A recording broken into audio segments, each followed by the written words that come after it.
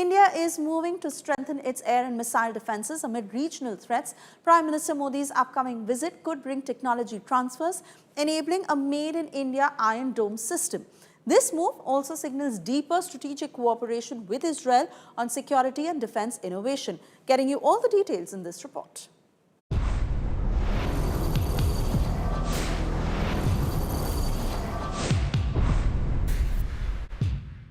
India's air defense systems had put up a spectacular performance during Operation Sindoor.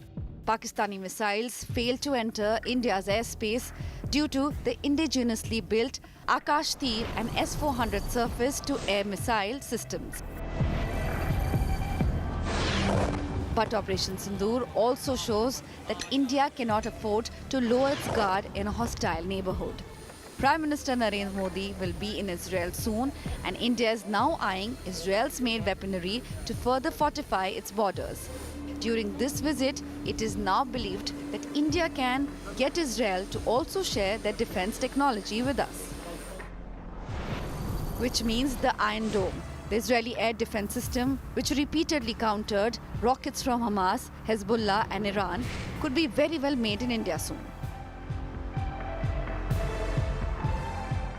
Made in India Iron Domes will dramatically reduce the cost per engagement. Iron Dome is very effective against drone swarms and small UAV threats. It also adds a short-range layer to India's existing defense systems. It has a speed of light engagement with high precision and minimum collateral damage. Iron Dome is also ideal for protecting cities, critical infrastructure and air bases. Not only this, India is also looking at Israel's advanced drones, long-range missiles and laser-based defense systems in order to integrate them into its security infrastructure.